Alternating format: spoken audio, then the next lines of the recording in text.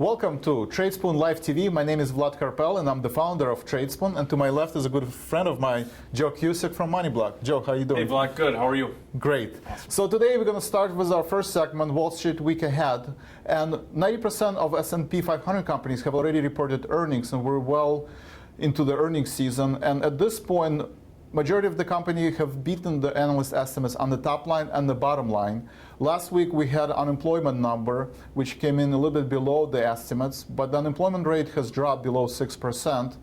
The utilities sector has led the way towards the end of the week, so we might have a little sell-off, and watching S&P 500 at 2,000 level is very important.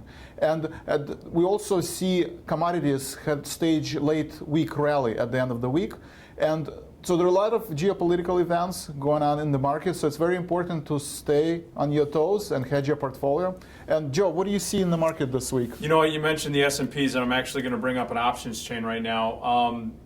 In the past, I've always just brought up, the different the rollouts that we're going to have. We're actually going to have, towards the end of the week and in midweek, we're going to have some data that's going to be rolling out. So I like to look at major market ETFs.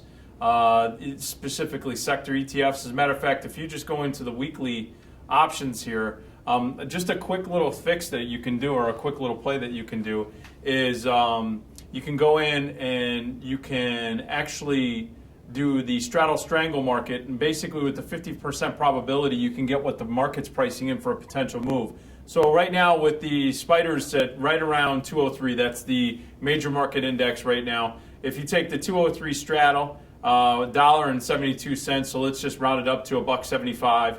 And then you take the strangle, the first strike out call and put.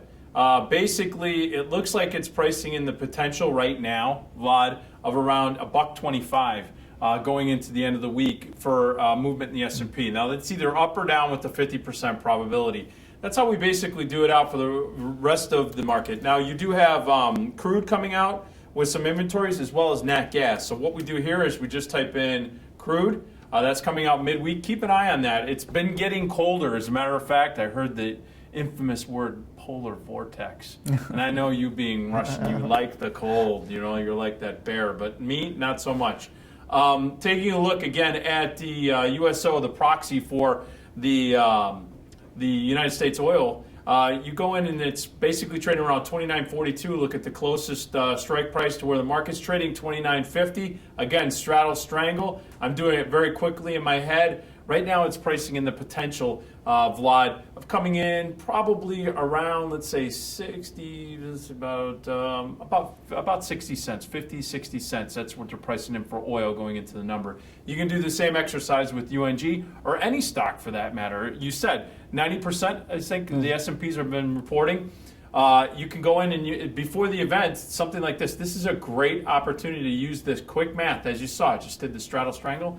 Boom, now that's what we're looking at as far as potential price movement being priced in. You can't get this by looking at charts. You can't get this kind of insight as far as what the options marketplace is pricing in for movement in the stock. So take advantage of how to do that. And we have a ton of webinars on that, both on the Tradespoon side and the Trading Block side. Yes. So estimated move is a very important concept. It might not be a reason to get into the trade, but it definitely gives you an indication of where the stock or an index will be next week or during the monthly expiration. We're using the options data to determine that. So option data and implied volatility is a great factor that can kind of gives you where the stock or index might be by the time the options expire. You know what, speaking about one thing, Vlad, one segment or sector that you want to keep an eye on this week that we've talked about a lot in the past is retail. And we're going to get into some names potentially. Actually, what we're going to do is we're going to actually get into some names real quick. If you go to the Tradespoon side, you go to My Tools, and you go in here, you can do View Tradespoon Bulls. Now, I like what you've done here, Vlad, but I can actually go in here, and I want to look at the 9s and 10s, 9s on the short-term rating, 10s on the long-term rating. If I click Go, retail is XRT. There's going to be some retail sales numbers that are going to come out. This is a great opportunity to go in here and do a quick screen in the Tradespoon screen right here for bulls and bears, and this happens to be bulls. If you can see, there's a couple retail names here that you can see. DPZ, which is Domino's Pizza, I love it, and Foot Locker. Okay, Foot Locker. So this is a great opportunity in front of these numbers to go in and find singular names, and then as Vlad has pointed out, you can go and click Analyzer, and there's some nuances that you put here, Vlad, that have made me.